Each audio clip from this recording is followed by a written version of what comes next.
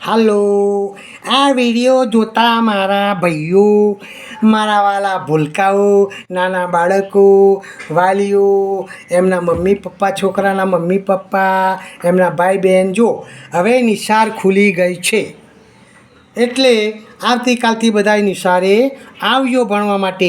હવે તમારે સફાઈ કરવાની જરૂર નથી, સફાઈ તૈયાર જ છે. સ્કૂલમાં માણસો દ્વારા સાહેબો સફાઈ કરાવી રાખે છે.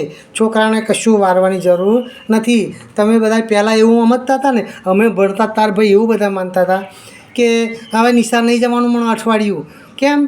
તો કહે છે ત્યાં આગળ જઈ વાગણું વારવાનું હોય, સફાઈ કરવાની હોય, ઘૂ વારવાનું હોય, મૂતડી વારવાનું હોય, જાતરું વારવાનું હોય, આવું બધું કહેતા હતા. એટલે હવે એવું કશું કરવાની નથી. બધા જ વાલીઓને નમ્ર વિનંતી કે બાળકોને નિશાળ મોકલી દેજો, નિશાળ મોકલી દેજો. હવે તમારે સ્કૂલમાં કંઈ કચરો વારવાની જરૂર નથી, તમારે ભણવાની જ જરૂર છે. એટલે સર્વે વાલીઓ અને નાના મોટા સર્વે પોતાના નાના ભૂલકાઓને બધાને નિશાળ મોકલી દેજો.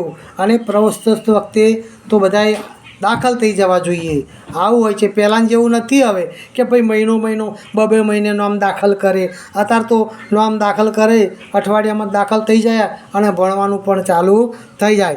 તો સર્વે ગ્રામજનો, આખા ગુજરાતમાં પરિસ્થિતિ છે ભાઈ. તો આખા ગુજરાતવાળા, તાલુકાવાળા, જિલ્લાવાળા, બધા જ ગામડાવાળા બાળકોને નિશાળ મોકલી દેજો.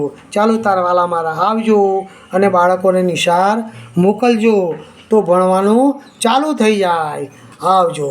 જય શ્રી કૃષ્ણ, જય જવાન, જય કિસાન, જય બાળક, જય મારી શાળા. આવજો.